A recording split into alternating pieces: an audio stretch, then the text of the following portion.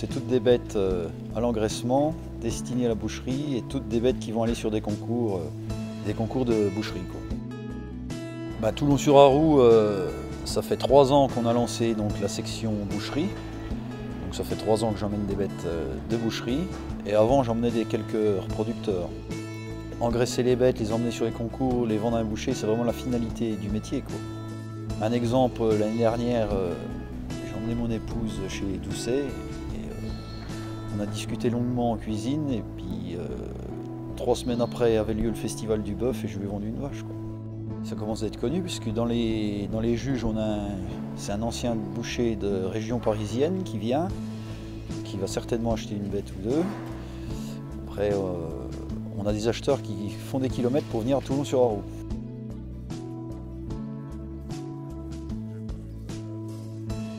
Le concours de Toulon, c'est aussi le moment de pouvoir mettre des produits locaux en avant. Donc en l'occurrence, là dimanche, il y aura 3 producteurs de fromage de chèvre, donc ça sera uniquement du fromage de chèvre qui seront proposés. Voilà, l'occasion de mettre en avant notre savoir-faire territorial. Le circuit court, ça permet quand même de pouvoir valoriser son produit, on va dire localement, et de pouvoir se faire connaître assez rapidement aussi, quoi, par l'intermédiaire de magasins qui sont autour, quoi. C'est ça aussi qui fait le charme du concours de Toulon, c'est qu'on arrive à rassembler nos deux espèces quand même qu'on voit dans nos paysages, que ce soit les bovins ou les ovins sur une même foire. Et je pense que c'est quand même une richesse de la foire de Toulon d'avoir les deux ensemble. Au concours à Toulon, cette année, nous serons présents avec 11 animaux au total, donc 7 veaux reproducteurs et 4 animaux de boucherie, 2 vaches et 2 génisses grasses. Il y a une grosse préparation en amont, on rentre nos veaux tous les jours déjà, tous les soirs, ils restent la nuit tranquillement en bâtiment. Donc du dressage tous les jours, on les fait marcher au licol tous les deux donc dans le bâtiment de la Stabu, sur le couloir. Et après il faut tout le temps être dedans les animaux, quoi. Tout le temps au contact des animaux pour qu'ils soient habitués à nous et qu'ils aient une entière confiance en nous le jour du concours. C'est très convivial. Et puis on fait un peu de commerce, c'est vrai, il faut le reconnaître. Que ce soit en reproducteur, en veau reproducteur ou en viande.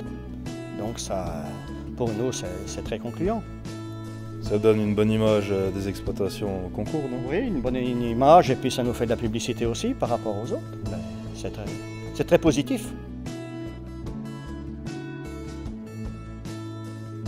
C'est vrai que l'organisation du concours peut quand même être fière du travail accompli et qui reste encore à accomplir parce qu'il y a tous les ans il y a des nouveautés à apporter, mais on a des boucheries artisanales qui viennent jusque du Puy-de-Dôme pour acheter des bovins gras à ce concours.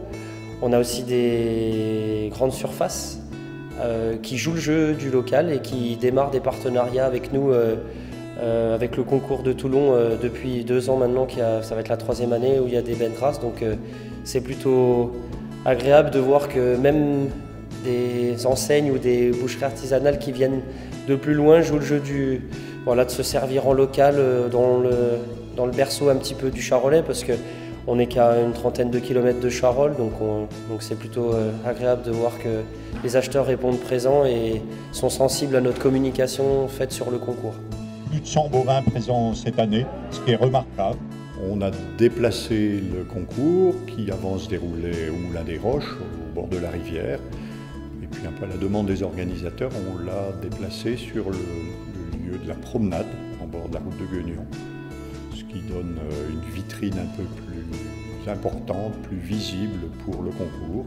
Et puis le concours a pris une ampleur importante en 2 ans. L'année dernière, on a reconduit à peu près la même manifestation que pour le concours intercantonal.